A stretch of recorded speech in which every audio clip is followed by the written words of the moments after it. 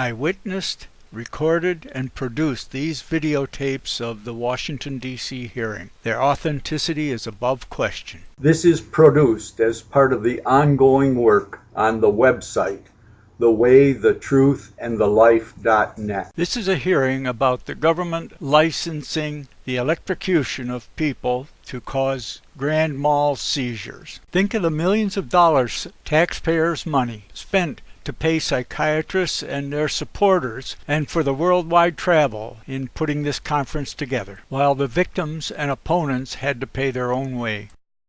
Would the panelists please come up to this front? I'd like to start this final discussion period with giving the panelists opportunities to ask questions of any individuals that they wish who have presented or might be in the audience, in an attempt to provide them as much material answering questions as possible in order for their work on answering the 4 questions that are put to the panel, which is their responsibility. First question, Dr. Weissman. The treatments that we've been discussing need to be considered in light of the disorders for which they are used, the suffering they cause, and the social costs. I'd like to ask Dr. Hirschfeld, who I've seen in the audience, who's chief of the Center for Affective Disorders at the National Institutes of Mental Health, to give us some brief statement on the morbidity and the mortality of the affective disorders, because that's what ECT is most frequently used for. And if you could discuss something about the impact on families, children, work, some of the social costs. Dr. Hirschfeld? Is this mic working? Yes. Clinical depression, which is a term that we use to separate it from other forms of human suffering, that is the syndrome of depression, strikes about 1 person in 12 at any one particular time or any 6-month period. That's fairly well known. What's not so well known is how pernicious the course of depression is. Approximately 1 in 5 people with depression will not recover from it. That is, they'll become chronically depressed. And the likelihood of that happening is substantially increased if they're not well treated, really starting very early in the course of the disorder. Also, about 1 in 7 people, that's 15%, with more severe depression will go on to commit suicide at some point during their lives. So it's a particularly pernicious disorder in terms of course and in terms of mortality. Also, because depression tends to strike people in their most productive years, that is, in their 20s and 30s, actually. Now that I'm past that point, I'm not sure I want to characterize it as most productive anymore. But in any event, their childbearing years, the cost on children is almost incalculable.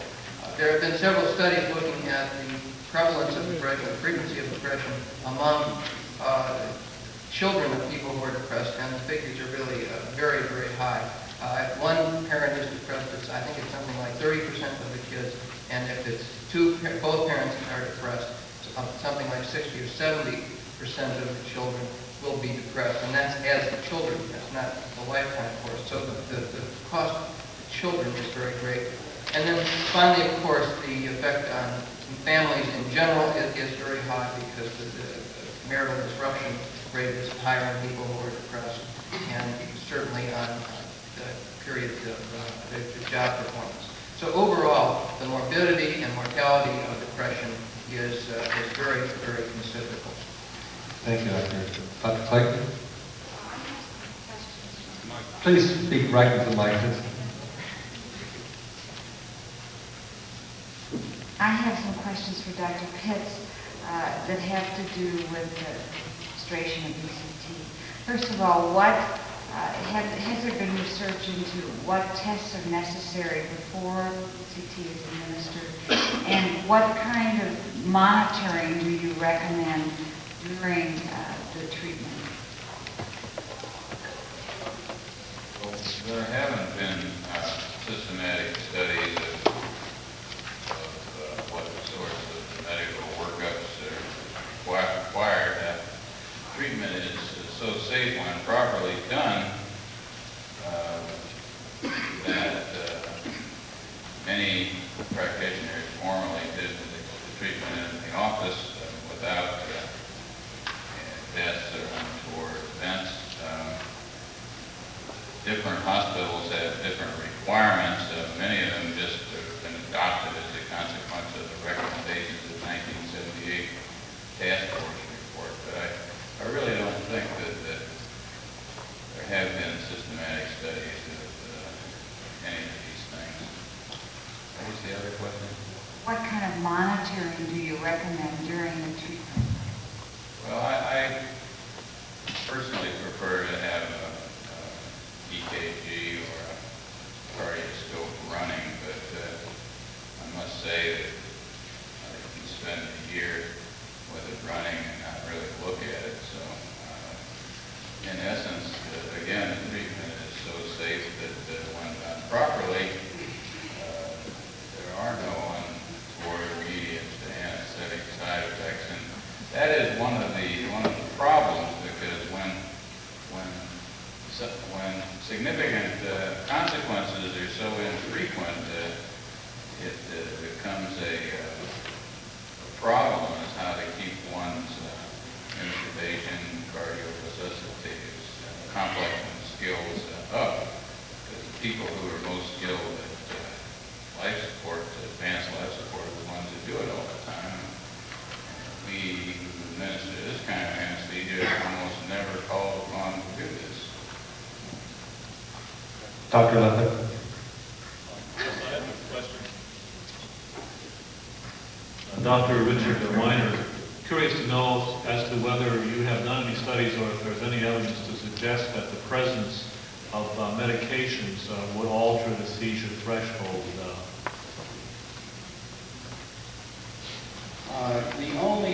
We haven't looked at this. Our patients were not on medication when given ECT. We don't feel it's appropriate for them to be on medication concurrently with the treatments. The only systematic studies that I'm aware of in terms of effect on seizure threshold have had to do with benzodiazepines. These were studies largely done in Scandinavia and showed rather conclusively that patients who were on benzodiazepines concurrently with ECT had a great deal of difficulty inducing seizures and possibly did not do as well therapeutically. Again, probably because of the difficulty inducing seizures. Dr. McNair. I'd like to ask Dr. Abrams a couple of questions. The first one is, in your experience, what's the incidence that ECT trips off manic attacks or manic episodes?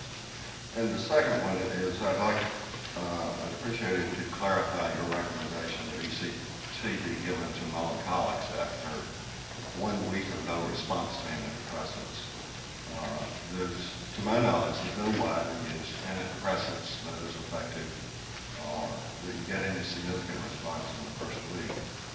And while it's true that the sharpest drop in the Hamilton scale and other measures like that may occur in the first week, that's also true of placebo. The sharpest drop relative to placebo might occur in the first week.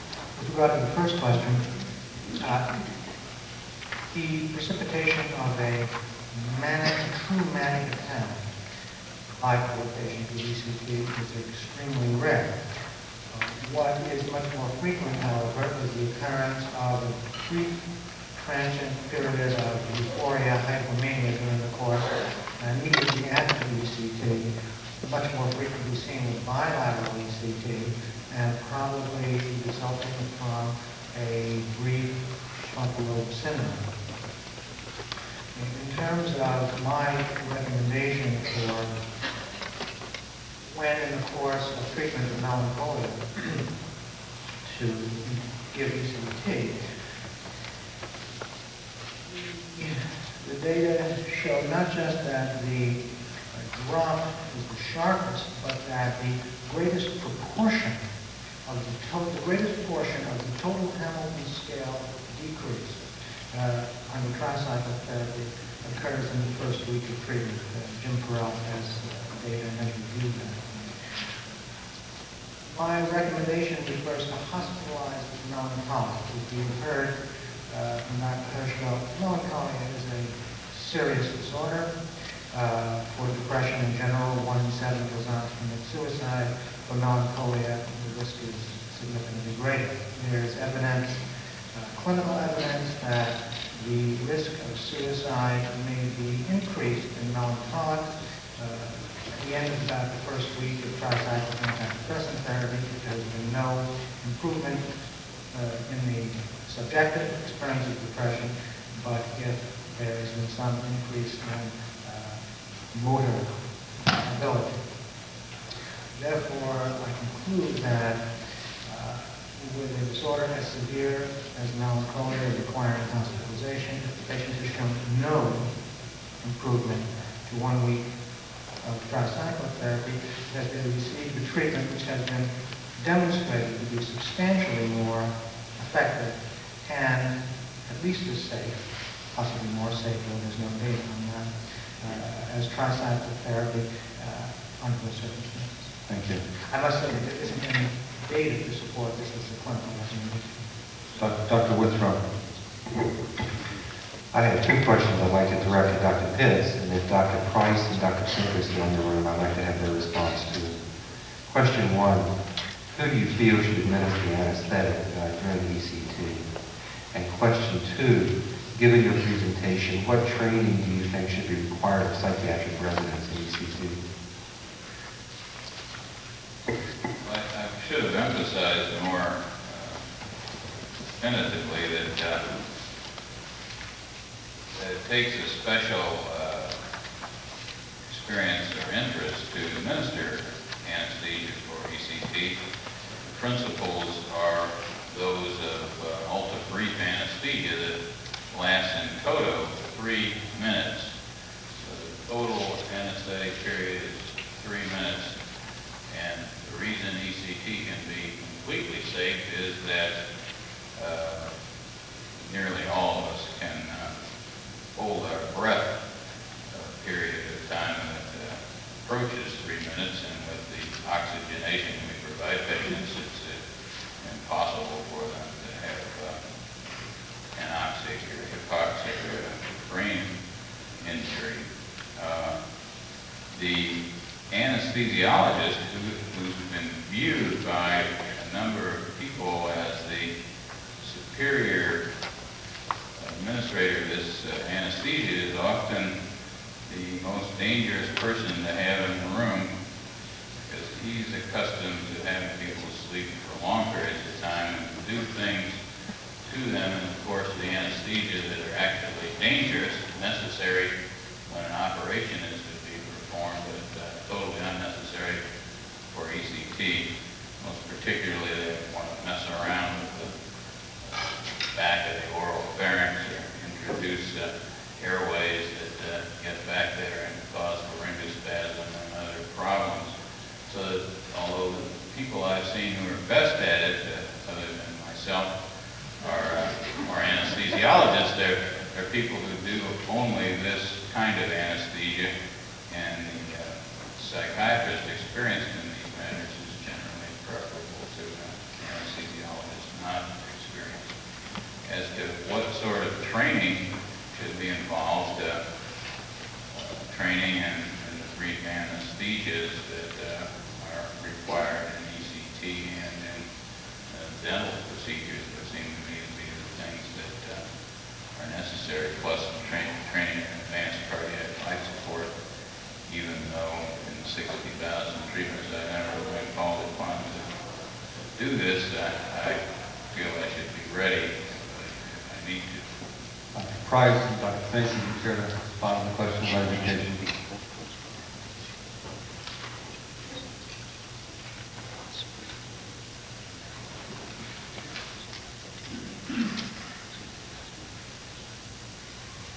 I think Dr. Pitts has answered the question very well regarding anesthesiology. There is a growing tendency in this country for insisting that anesthesia for ECT be given by anesthesiologists, but even more problematic, the continuing increased recommendations for the ECT be given in the OR suite or an ICU recovery suite. So that does two things. One is it makes the treatment much more complex, as Dr. Pitts has said, and increases the cost unnecessarily. The training necessary for ECT has two parts, I would think. One is the training of anesthesia, the questions you're asking. There's also, again, Dr. Pitts answered that very well, but I came up with, I think there's another element, training for psychiatrists in the use of ECT. That's a more general question, and as I have had the experience in the last few years to visit many centers in this country to lecture and to answer questions from people who call me regarding the use of ECT, I am often perturbed by the fact that exactly as the Pippin and Ellen report I mentioned in Britain, we still have in this country a wide range of individuals giving ECT, from first-year residents, anesthesiologists, not psychiatrists, up to senior professors. The range is extraordinary. And it's fairly clear also that the same range exists in this country with regard to training in ECT practice among medical students and among universities. The suggestion made yesterday that perhaps a Pippin and Ellen report in this country is a good idea. It would be a very important to know the range of practice, the range of training, the range of practice as observed perhaps among the braver, the task force when it worked for the APA. We did it by letter. We were not so brave in 1977 as to visit. We should have. But that would be, I think, a very important subset of recommendation. Thank you very much. Dr. Francis and then Dr. Stillman. I have three questions for Dr. Weiner. The first two are technical. What are the acceptable ways of monitoring a seizure to ensure that it's occurring?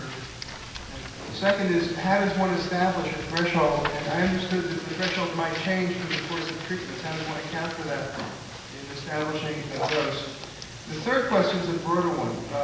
Given what we know, your review of the literature, where do you stand on bilateral versus unilateral? Are they both still acceptable methods? Would you pick one or another as a consensus way of delivering ECT?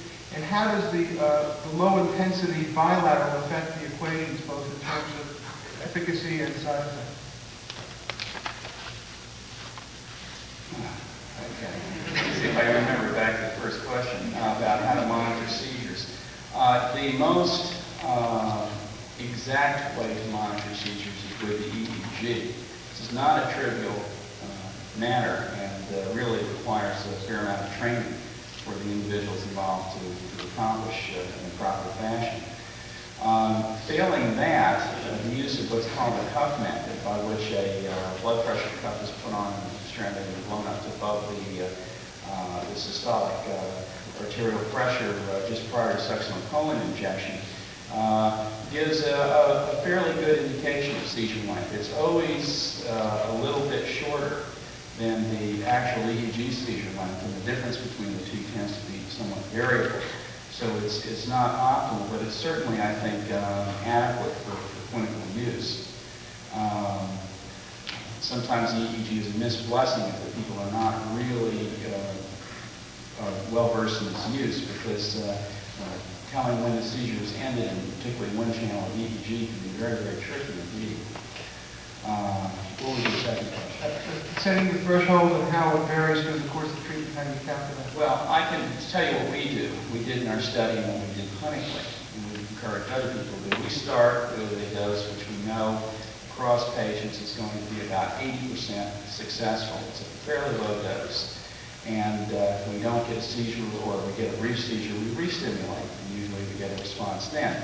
If we get a prolonged seizure, say 80 seconds or more, the next time we cut back one. And we keep doing that unless we know that cutting down is going to give us an ineffective seizure. If the seizure length begins to drop dramatically, we then increase because we know that's going to continue. That seizure threshold rises over the course of treatments, and then there's times where the in effect, anticonvulsive effect of ECT. So this is a sort of what I would call rough titration approach that we use. We don't have to re-stimulate often at all. And our sessions are marked by seizures which are adequate in duration this way. And our mean total energy levels of stimulation are quite moderate with this sort of technique. Did you ask the last question? The last question that you had, Dr. Franklin? Where do you stand on bilateral, unilateral, and how much does the low intensity? Low intensity stimulus is performed by psychoanalysts in this category. I think that they'd probably be best to talk about. I think that all of our stimuli are relatively low dosage, and we find that the memory deficits are greater with bilateral that way, and we didn't find any efficacy difference in our own study. However, I reviewed the literature of such as it exists worldwide, and one is still left with some questions, although I must say that I think at least a large part of this is technique related in terms of difficulty getting a good response with unilateral. But the thing is, I can't say that for sure. I don't think the data is such that one can arrive at a really hard and fast conclusion that bilateral, when performed, unilateral when performed properly is as effective as bilateral. I'd like to think that it is, but I can't say that for sure based on the data. Thank you. Dr. Stillman? Dr. Weiner, how often should the ECT equipment be inspected and by whom? There are standard procedures for this in hospitals that are generic and they're not, and I don't think that ECT equipment is such that we need to be expected any more often than electrosurgical equipment, for example. There are standard procedures as to when and equipment. I'm not sure exactly what those are, but all hospitals are fairly tightly regulated in this regard already. Thank you. Are there any other questions from the panelists? Thank you.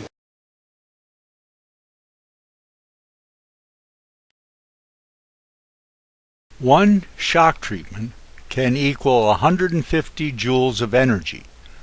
This is equal to dropping a hammer on someone's head from higher than a 5-story building. At the FDA hearings, the testimony on the reclassification of electroconvulsive devices cited the literature as whether signed or false, typically about 150 joules of energy in a treatment. With the new Thymatron electroconvulsive device, if you check out at 400 volts maximum of 0.9 amps and 320-some millisecond pulses. Could you finish up your question, your remarks? Yeah, I would like somebody to tell me. I'm a teacher as well as a physicist, and I brought a kilogram with me. Teachers like to demonstrate. This is a kilogram. It's 2.2 pounds. Heavier than a hammer used to hit an amp. But I wonder if possibly like Dr. Stein could tell me how high I would have to drop this kilogram from in order to have it hit the ground with 150 joules of energy.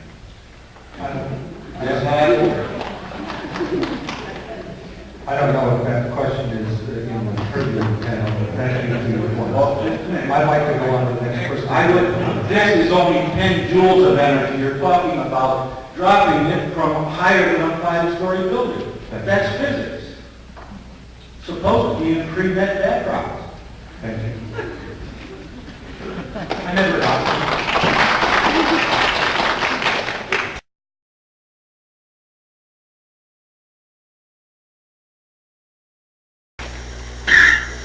All right, out with your gum.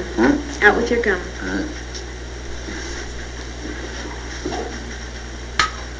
Okay, this won't hurt. It'll be over in just a moment. What's that? Conductant. Oh, that will do you. Right, Mr. Jackson. Open your mouth. What's that? This will keep you from biting your tongue. Well. Now just bite down on it. That's right. Just bite down. Now bite down on it. Good.